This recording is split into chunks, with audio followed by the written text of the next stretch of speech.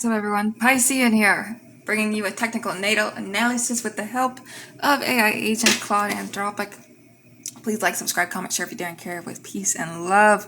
Want to be the first AI integrated advanced astrology channel on this platform that is actually trying really hard to get the message across to some people falling on deaf ears. So keep me in the algorithm. Anyways, with the help of Claude Anthropic, we were able to craft this big PDF file, essentially in regards to astrocartography. And I did make a video with the help of Gemini AI, and it didn't really satisfy my needs, so I decided to ask Claude Anthropic AI to help craft the same fully fledged idea with my calculations here to help you guys understand what it looks like to combine classical Western and Vedic techniques with several bespoke analytic tools: the harmonic aspect grid, the Bindu convergence index, the angle sensitivity rectification grid, and paired astrocartography local space maps built directly from natal calculated chart data. And this is also just to kind of show you guys, like, if you need to relocate, if you need to move out of your city or state or whatever that case may be, there is a way for you to figure out where exactly you should go. Okay. Personally, I like to look at the tropical position and the sidereal position. Not everybody does. Of course, the two tables below record native planetary and angular positions exactly as calculated. The Western table and the tropical zodiac used for the wheel chart aspects, fixed stars, and astrocartography, and the Vedic table and the sidereal zodiac used for the Razi, Navamsa, and the Samsa charts and all Jyotish techniques. The consistent negative 24 degrees offset between the two columns is in natal Ayanamsa. Okay, so we have our planetary bodies, tropical position, house, and sidereal position. And real quick, Western house cusps above are given as a native's calculated Placidus derived sector. R denotes retrograde motion at birth. Okay. Now here's where I really enjoy using Claude Anthropic. The visuals are really, really good. When we look at this natal wheel, and I could just clearly see everything. I can see my aspects. I can see, of course, my houses and the planets. I see everything clearly. In fact, I even see on the outside my angles, my natal angles. You don't want to do it like that. But this is technically the fourth cusp. The descendant is going hand in hand with the ascendant, and midheaven is the 10th cusp. Okay, so here's my chart right here. And it's equal house wheel from the natal ascendant.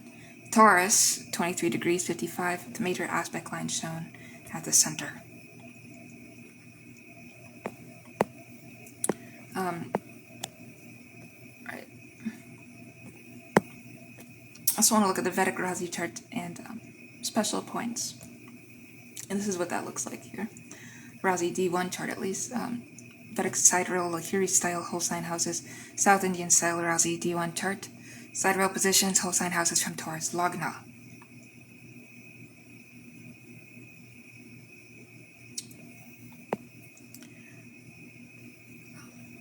And we also have the special points Vedic table. It started to fall off the page, which is pretty funny here. But I also still can enjoy that, it tried to come up with the exact table here, with the Yogi point, Avayogi point, Aruda Lagna, and Apupada, as well as coming up with the harmonic aspect grid and major aspect analysis, showing major Ptolemaic aspects being less than 9 degrees in an orb. This is just fucking brilliant. I really like it. It's a matrix view of all major Ptolemaic aspects among the 10 classical modern planets. And we will go over this. So, seeing this grid here,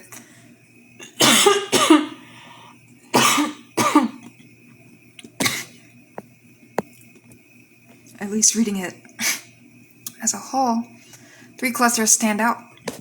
First, we see the Sun, Venus, Uranus triangle, Sun conjunct Venus 8 degrees 06, Sun conjunct Uranus 1 degrees 18, and Venus conjunct Uranus at 6 degrees 47. It binds identity, values, and the need for freedom into a single gesture. Self-expression, love, and rebellion are not separate stories in this chart. In fact, they are the same story told 3 ways. Second, we see a hard T-square in cardinal mutable signs. Links Mars, Jupiter, and Saturn. So Mars squared Jupiter at 3 degrees 47. Mars opposition Saturn, 6 degrees 46. Jupiter squaring Saturn, 2 degrees 58. Describing a lifelong negotiation between expansive ambition, Jupiter, the drive to act, Mars, and the discipline or delay that keeps both in check, Saturn. Productive when channeled, frustrating when blocked. Okay? And third is Mercury, Saturn, Pluto. Mercury trine Saturn, 2 degrees 22. Mercury square Pluto at 5 degrees 46 gives the mind real staying power and the ability to probe uncomfortable truths at the cost of occasional obsessive or all-or-nothing thinking. The single softest, most supportive aspect in the chart is Jupiter trine Neptune. So orb of 1 degrees 59, a quiet reservoir of faith, imagination, and generosity that runs underneath the heart of Mars-Saturn tension and is worth deliberately drawing on during the difficult cycles that tension produces. In the Navamsa D9 chart of the Dharma and Solvan, here is a figure derived from the sidereal Razi positions, 9 divisions of 3 degrees 20 per sign. Showing Dharma, marriage, soul purpose, inner strength, and that's the D9 chart. So Navamsa Lagna falls in Capricorn, a markedly different presentation from the Taurus Razi Lagna, meaning the native's private soul-level temperament, D9, diverges from their outward physical world temperament, which is D1. And this divergence is itself diagnostic. What people meet first, grounded sensory Taurus, is not quite what they find once they are close to the more structured, achievement-oriented quality of a Capricorn Navamsa Lagna. Navamsa Moon in Aries, Navamsa Venus and Scorpio are the 2 placements most examined for relationship and marriage significations in classical practice.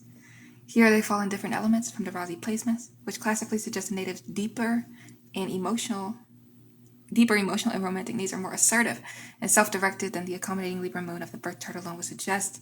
The D9 often reveals what a person actually insists on once trust is established. Okay? And this is the Samsa D10 chart of vocation.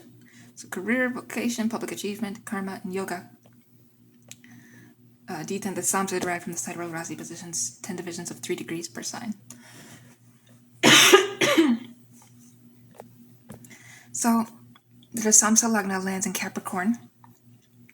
And the Dasamsa Sun, the single most weighted planet for career signification, falls in Gemini.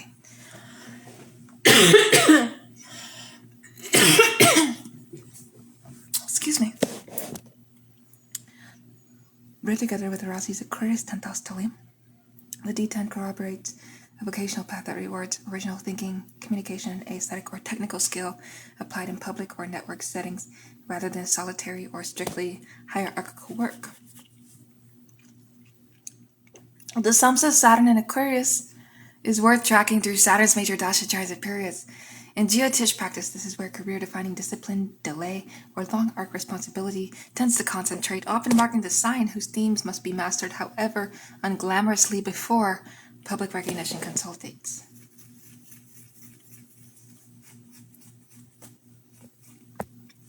Fixed stars, Paran's and conjunction analysis.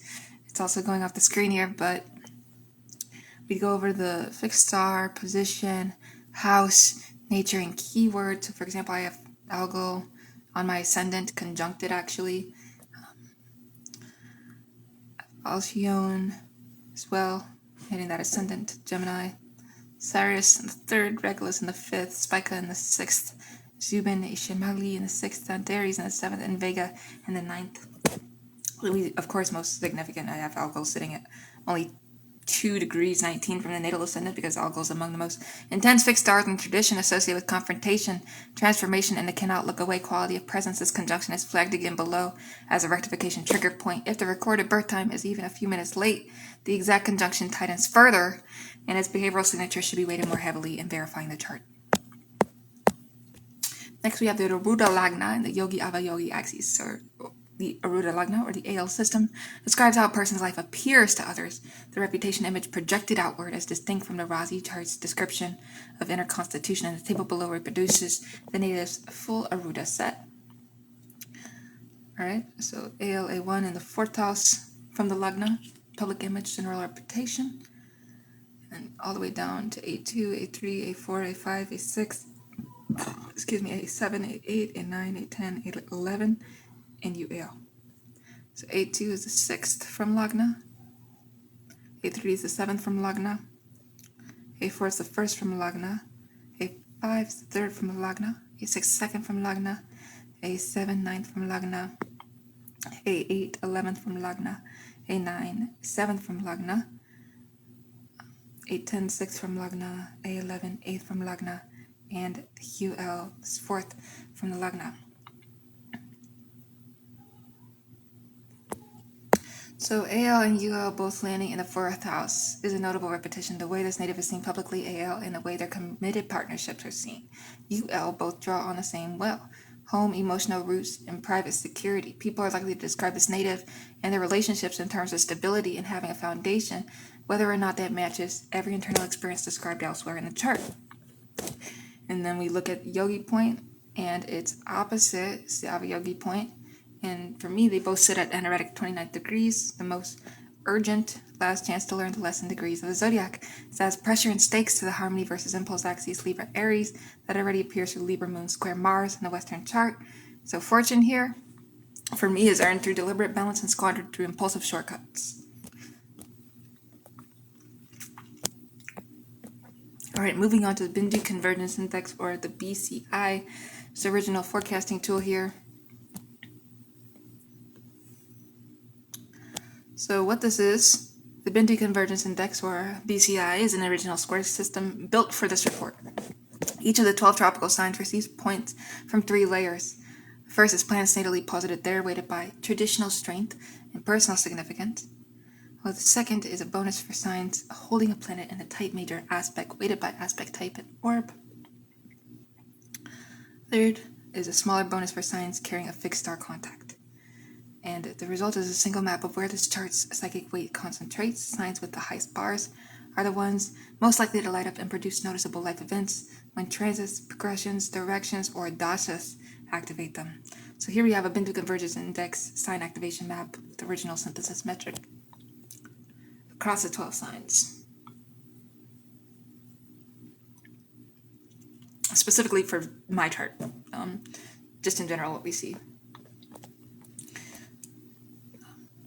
So, for example, you see all these Pisces placements, all these Libra placements, Cancer, and the Convergence Index weighted points.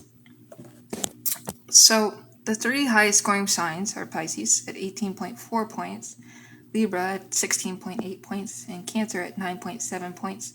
Practically, this means outer transits or progressions of the Sun, Moon, angles moving through Pisces, Libra, and Capricorn, or the exact opposite square signs, but stress the same axes, are statistically the most likely windows for significant noticeable turning points across this native's life, since so much natal structure is already loaded onto that axis. How to use it for forecasting?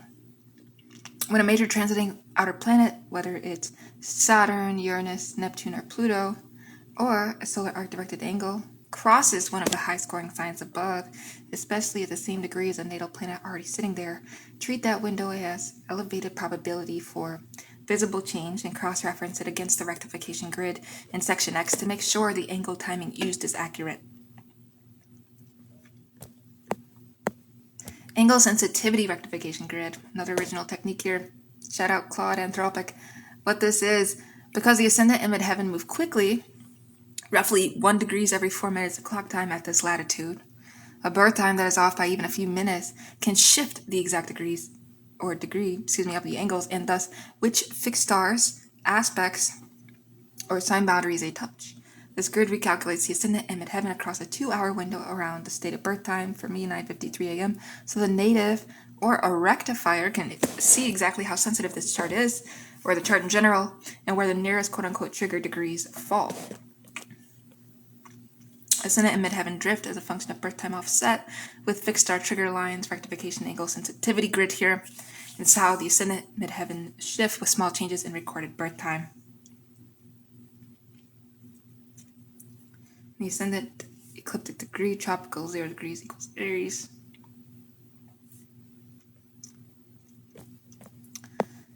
And this is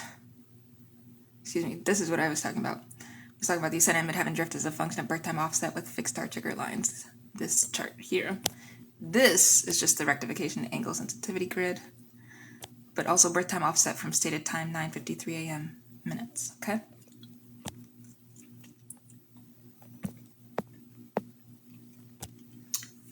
And so now we have our rectification reading. It says the stated time already places the ascendant only -2 degrees 19 from Algol, reached almost exactly at the +7 minute mark. The future life events match Algol's intense confrontation and transformation signature more strongly than a general Taurus rising would predict that favors nudging the working birth time a few minutes later. 2 full sign boundary crossings occur within this window. Midheaven crosses Capricorn Aquarius at +5 minutes, and ascendant crosses Taurus Gemini at +20 minutes. Both are natural rectification checkpoints. If biography, career turning points for the midheaven change, core self presentation for the ascendant change, clearly matches one side or the other, that pins the true time to a narrower window than the birth record alone provides. All right. Let's get into astrocartography, planetary lines of power. So astrocartography, or ACG, which is just astrological abbreviations here, way easier, projects each planet's midheaven, or MC, Amunculi IC, ascendant ASC, and descendant DSC lines across the globe, showing where that planet's natal energy becomes locationally emphasized. So MC-IC lines run as true meridians, shown solid dash in figure 8, while the ascendant-descendant lines are latitude-dependent curves, and for the schematic, they are marked at a single point where each crosses a native's home latitude. So for me, 44 degrees 57 north. For quick reference, a full curve rendering would require dedicated mapping software. We have astrocartography schematic here. Planetary power lines, MC equals solid, IC equals dashed, and our black dot equals the ascendant line crossing at natal latitude, while our black square equals the descendant line crossing at the natal latitude.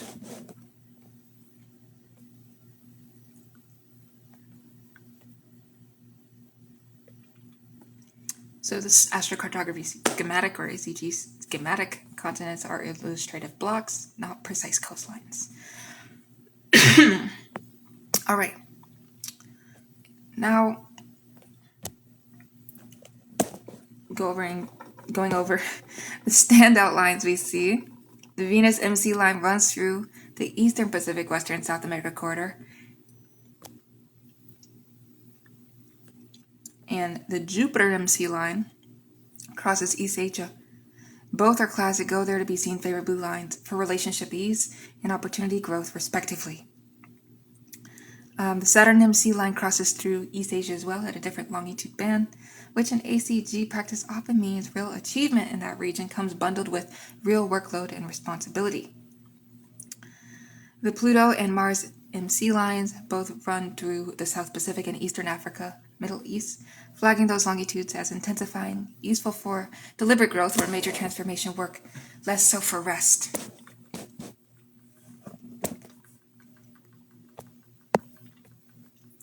Local space chart, directional astrology.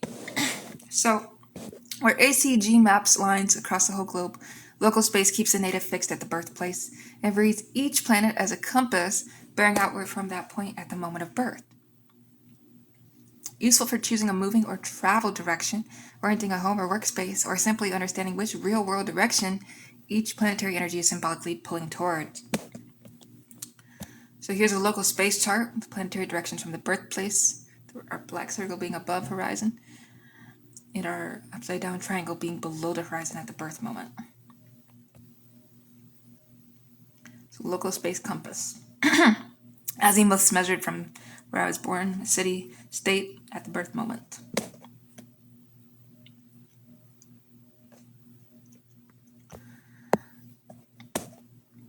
So we see the planet azimuth, compass direction, and above or below the horizon.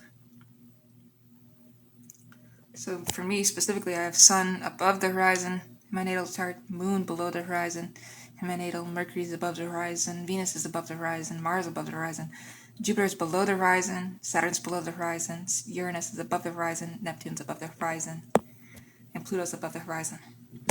So Mercury, Sun, Uranus, and Venus all cluster tightly toward the SE-ESE, echoing the Pisces stellium's unified theme from Section 2. Travel or major life building oriented toward the southeast is symbolically travel toward self-expression, communication, and love working as one current. Saturn and Lilith sit almost due north and below the horizon, marking that direction as a chart's backstage zone of discipline, restriction, and private reckoning rather than public action. I also have Saturn debilitated in Cancer, so, and it's sitting in my third house retrograde. Yeah. All right, so here's a synthesis. And then we're going to get into our methodology, technical notes. And I really, really appreciate this because Claude goes into all the source data used and resources in case you guys are also hoping to, figure this out and maybe craft your own advanced astrology reports or research files. I don't know. So synthesis, forecasting and rectification guidance. So pulling every layer of this report together, 3 threads run through almost every technique used. So we see originality bound to relationship, Sun, Venus, Uranus in the west, Aquarius, stellium, and Venus rule 10,000 the Vedic Rasi, and the SE clustering local space directions all describe the same core pattern, that this native's individuality is most fully expressed through, not apart from, close bonds and public network connection. Discipline is the price of ambition, Mars, Jupiter, Saturn T-square, the Samsa Saturn placement, and the energetic yogi, Avayogi axis all point to the same lesson delivered 3 different ways. Growth is available, but it is metered out by patience and structure, not seized by force. A chart worth rectifying carefully, with the ascendant sitting only -2 degrees from algal and 2 sign boundary crossings inside a single hour of possible birth time error. And here's the thing with birth times in general is the hospitals and the doctors, they don't even actually write down the exact birth time. It's usually after the baby's born. It's going to be an hour or 2 after. Who knows? They don't actually write immediately as the baby's born, oh, this time. It's just not, it doesn't happen like this. But this is an unusually time-sensitive chart. Section X's grid should be revisited against real biographical turning points, career changes for the MC crossing near +5 minutes, identity relationship turning points for the ascendant crossing near +7 to +20 minutes, to narrow the working birth time before leaning heavily on angle-based techniques such as solar returns, transits to the angles, or astrocartography, ascendant-descendant lines. Forecasting priority. Track transits and progressions to Pisces, Libra, and Capricorn, the BCI leaders ahead of other signs, and treat the Sun-Uranus conjunction degree as the single most important natal point to watch for outer planet contact. It is this chart's most exact major aspect and its clearest behavioral signature. All right, methodology and technical notes. So source data, all planetary longitudes, house cusps, and aspect orbs are taken directly from the ephemeris data supplied for this native, Western tropical, and Vedic sidereal calculations, plus fixed star and aspect lists. D9 and D10 computed mathematically from the supplied sidereal longitudes using the standard divisional formulas. So D9, each sign divided into 9, 3 degrees, 20 segments with the counting sign determined by the modality, movable fixed dual of the natal sign. And D10, each sign divided into 10 3-degree segments counting from the same sign for odd fire air number signs, from the 9th sign for even signs. Bindu Convergent Index, an original weighting metric created for this report, not a traditional technique. It sums per planet base weights for tropical sign placement, an aspect quality bonus scale by orb tightness, and a fixed star contact bonus to rank the 12 signs by concentration of natal emphasis. Angle sensitivity rectification grid. Ascendant and midheaven were recalculated across a plus minus 60-minute window using the sidereal time rate of, sorry guys, there's a dog barking outside. I'm not sure whose it is. Sidereal time rate of 360.9856 degrees divided by 1436 0668 minutes, and the standard spherical trigonometry relationships between right ascension of the midheaven, RAMC, geographic latitude, and obliquity of the ecliptic. 23.4368 degrees for epoch 2005. Method was validated by confirming it exactly reproduces the native stated natal ascendant midheaven at the 0 offset row. ACG in local space, planetary right ascension, and declination were derived from each body's tropical ecliptic longitude, assuming 0 ecliptic latitude. An approximation that is exact for the Sun and accurate to within roughly a degree of longitude for the other bodies, whose true ecliptic latitudes are small but non-zero. MCIC lines are calculated in meridians, while ASC DSC positions are given as a single reference points at the native's home latitude rather than full curves. The world diagram is a schematic grid, not a geographically precise map. Fixed stars, positions, and house placements are taken as applied. Conjunction orbs to natal points were calculated from those positions directly. And in general, this report treats astrology as a symbolic and reflective framework. It is offered for self-understanding, creative forecasting practice, and rectification research, not as empirically validated prediction, and not as a substitute for professional guidance in medical, legal, financial, or mental health matters. Prepared as an original technical synthesis for reflective use, all interpretive language represents one symbolic reading among many traditions of astrological practice and should be weighed against the native's own lived experience. Thank you for watching this video with peace and love, and I'll see you in the next one teaching you more astrology for free. Peace out.